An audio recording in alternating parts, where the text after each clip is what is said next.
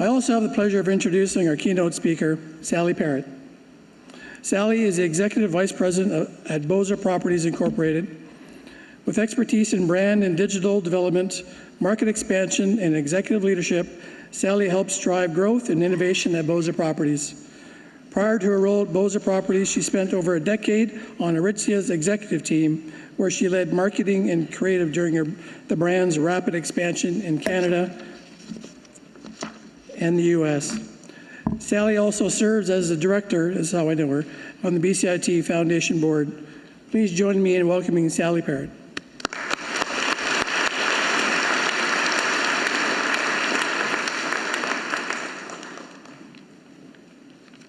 Thank you, Mike. I do a lot of public speaking, and I have to tell everyone here I'm a little nervous today. You guys got me nervous. Thank you to BCIT, to the leadership, and to the administration. I'm thrilled to be here.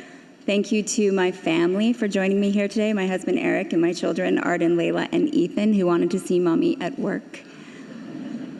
And thank you to everyone here, to the graduates today, as well as your family and friends. I'm going to start today with a little story.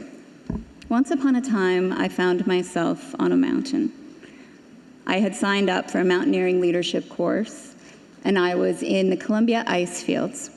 On this particular day, we had trekked in for about 2 hours with a 65-pound pack on my back, up really difficult terrain.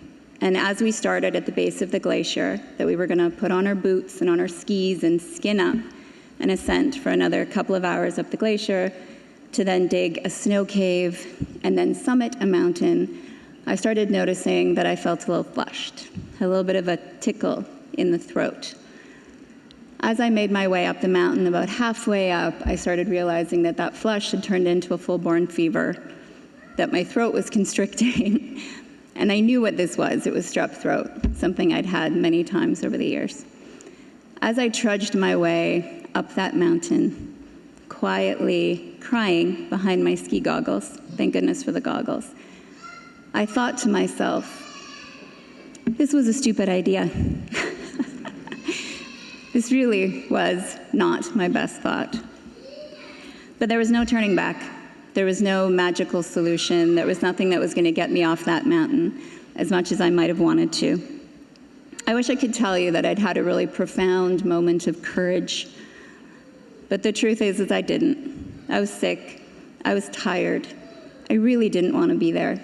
And at that moment, I was slowly going through every poor life choice I'd made that it got me to that moment.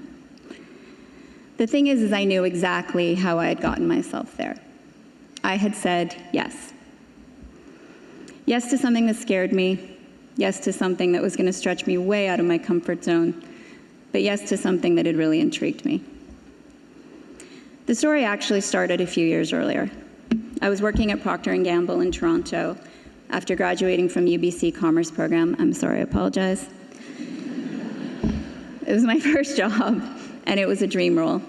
And after 4 or 5 years, I was doing really well. I was enjoying it, but something in my gut told me that it wasn't right. I was apathetic. So I decided to quit. I put all my things in a storage locker, and I bought a one-way flight from Vancouver to Kathmandu, and proceeded to spend the next year traveling solo through Asia. It was that trip that ultimately landed me on a glacier in Alberta, questioning my life choices. There's this idea that we're going to know when we're ready, that we're going to have this moment of enlightenment where we're going to have it all figured out. You only get one shot. Don't miss your chance to blow. Opportunity comes once in a lifetime. Is she quoting Eminem, you ask? I am. I am. In my experience, opportunity rarely works that way. When I first took that job at Procter & Gamble, I had no idea what I was getting myself into. But I said yes. After the snow cave fiasco, most people advised me, go get an MBA at an Ivy League, move to New York, go get a big corporate job. Instead, I had a conversation with the founder of a small retail chain, local Canadian retailer that I loved and had grown up with, but at that time, a few people who really know them in Toronto. Sorry, let me try that sentence again. Few people in Toronto knew them, even though I loved them. He offered me a role that meant a huge pay cut, actually. It meant joining an industry that I knew absolutely nothing about. But I liked him. I knew I had a lot to learn. I saw a huge opportunity for growth, and I was curious, and a little scared. So once again, I said yes. That small company was Aritzia. Over the next decade, I helped build that brand from 14 stores to almost 100. From 45 million in revenue to over 600 million, eventually almost $1 billion, and grew my team from a handful of people to over 100 people. What's interesting is as I was writing this speech, something that I came to understand is my role now at Boza Properties, which is a real estate developer, followed a similar trajectory. I had a moment where I felt like it was time for change. I spoke to Colin, who's my boss now, who I really liked, saw a huge opportunity, felt a little scared, felt like I didn't know what the heck I was going to do in real estate, and made the leap. The point isn't to brag about my resume. It's this. Every turning point in my life didn't start with certainty, but with curiosity and a willingness to move before the path was clear. If you were listening carefully, you will also have heard that sometimes the most important decisions I've made weren't yes, they were no. No to things that looked impressive, but were misaligned for me. No when I didn't have capacity, or when I thought it was just going to take too much from me or my family. No simply when my gut said, not this. Growth doesn't come from saying yes to everything. Sometimes it's saying, thank you, next. Ariana? Yes. You're entering a world that will test you.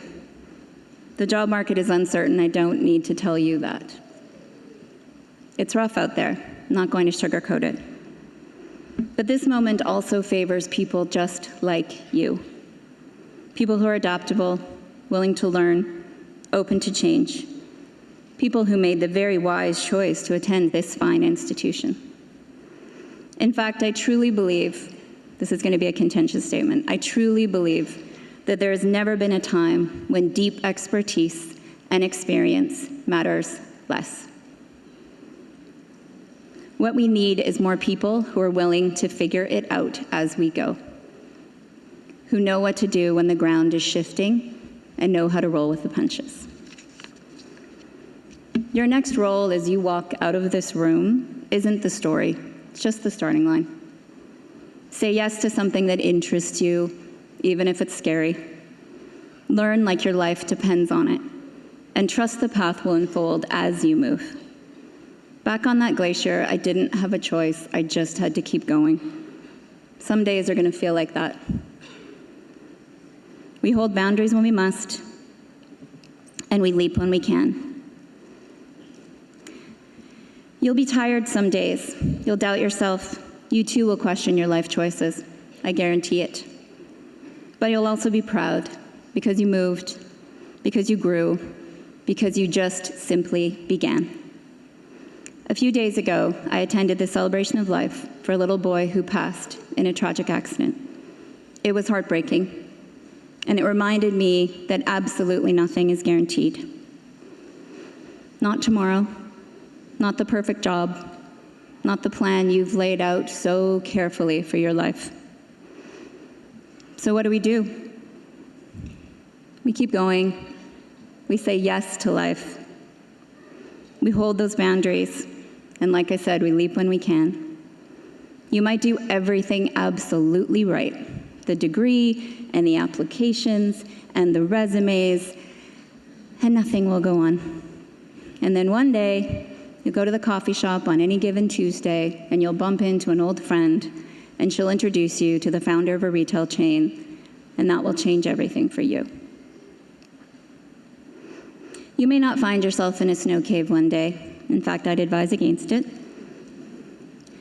But I promise you, your adventures will come. You need to know when to hold them. You need to know when to fold them. Always be gracious.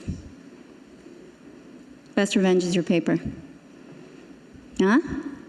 Okay. That one really doesn't have anything to do with much, but it's a Beyonce quote, and I cannot do a convocation ceremony without quoting Beyonce. Here's the advice I have for you. Put one foot in front of the other and just begin. And know you've got at least one person that will be here cheering you on. Congratulations to the graduating class of 2025. Thank you for letting me be a part of your day. It was an honor. Wishing you all the best in whatever comes next. Thank you.